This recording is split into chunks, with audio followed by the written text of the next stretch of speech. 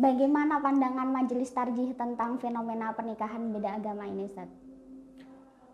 Baik, jadi pernikahan beda agama itu adalah pernikahan antara laki-laki muslim atau wanita muslimah dengan orang non-muslim, atau dalam bahasa Al-Qur'annya orang kafir.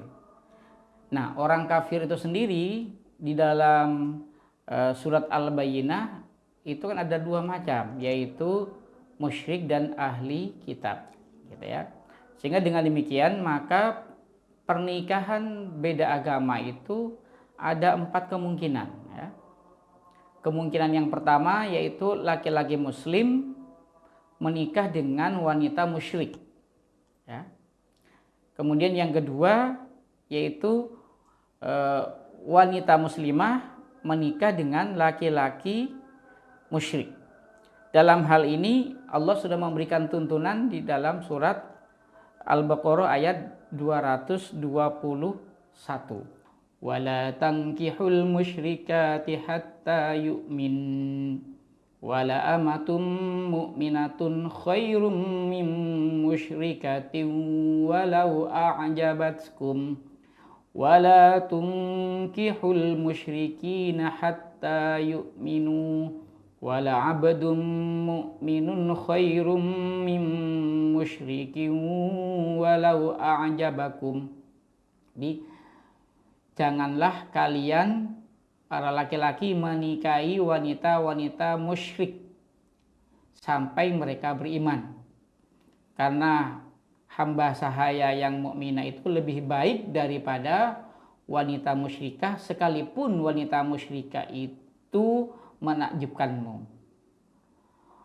Kemudian, dan janganlah kalian menikahkan wanita-wanita muslimah dengan laki-laki musyrik sampai mereka beriman, karena hamba saya yang beriman itu lebih baik daripada laki-laki musyrik sekalipun dia juga mengagumkanmu, menakjubkanmu.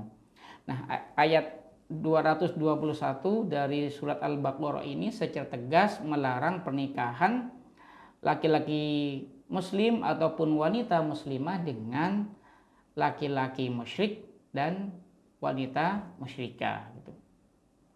Nah, kemudian yang berikutnya adalah pernikahan wanita muslimah dengan laki-laki di kalangan ahli kitab. Ini diatur di dalam surat Al-Mumtahanah ayat 10. Nah, yang intinya itu adalah lahunna hillul lahum walahum yahilluna lahunna.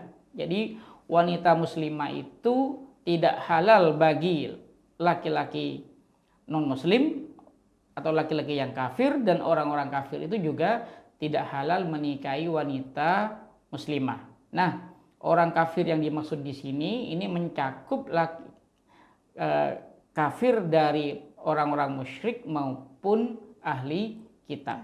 Jadi secara fikih peluang wanita muslimah memiliki laki-laki non-muslim sebagai suami itu sebenarnya tertutup. Itu para fuqaha menetapkan demikian. Nah, yang menjadi perselisihan sebenarnya di kalangan fuqaha itu adalah bagaimana kalau laki-laki muslim menikahi wanita ahli kitab dari kalangan Yahudi maupun kalangan Nasrani.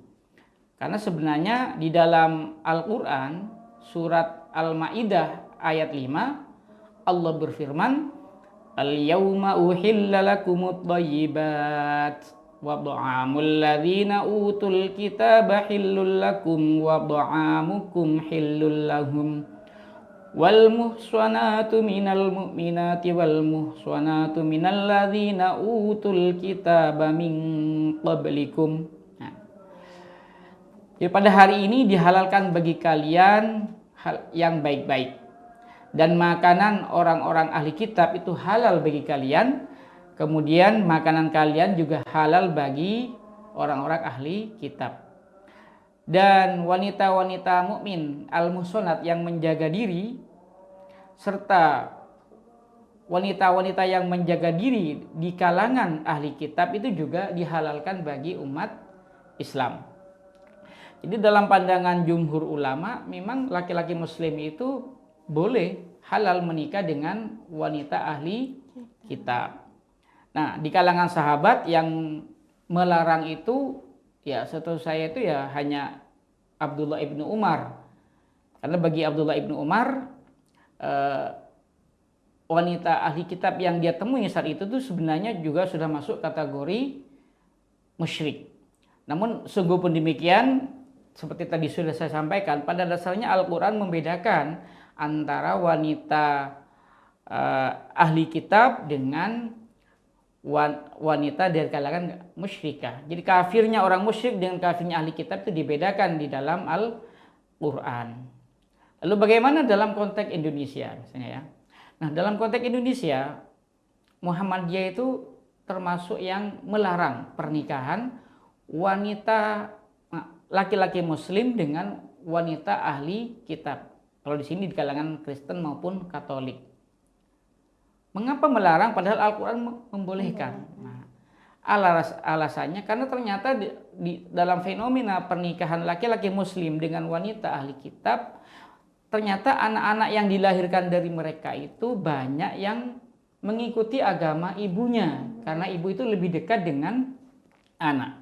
Nah, ini berarti bahwa madharat pernikahan laki muslim menikahi wanita ahli kitab itu lebih besar daripada maslahatnya. Padahal sekalipun Al-Quran membolehkan laki-laki muslim menikahi wanita ahli kitab itu, tetap dia tuh berkewajiban membawa anaknya itu ke dalam agama Islam. Nah, ini yang tidak banyak terjadi di Indonesia begitu. Sehingga berdasarkan kaidah sadduz dzari'ah, yaitu melarang hal-hal yang asalnya mubah yang dapat mengantarkan pada kemudorotan, maka hukumnya menjadi haram. Nah, begitu. Sekalipun ya. ada ayatnya. Iya, jadi karena ayatnya itu boleh, sesuatu yang boleh itu bisa berubah menjadi haram kalau ternyata dapat menimbulkan kemudorotan yang lebih besar daripada kemaslahatannya. Gitu. Dan dalam hal ini Muhammadiyah tidak sendiri, MUI pun juga melarang yang demikian, yang kemudian diakomodir di dalam kompilasi hukum Islam. Di mana dalam kompilasi hukum Islam itu bahwa wanita yang tidak beragama Islam termasuk yang dilarang untuk dinikahi oleh laki-laki muslim. Nah, gitu. Jadi secara fikih Muhammadiyah dan MUI itu dalam ya sama, kemudian dikuatkan oleh kompilasi hukum Islam. Gitu, Mbak. Jelas sekali jawaban dari Ustadz Humaydi bahwasanya Muhammadiyah sudah mengambil ketetapan Ustadz dengan tegas menolak pernikahan beda agama.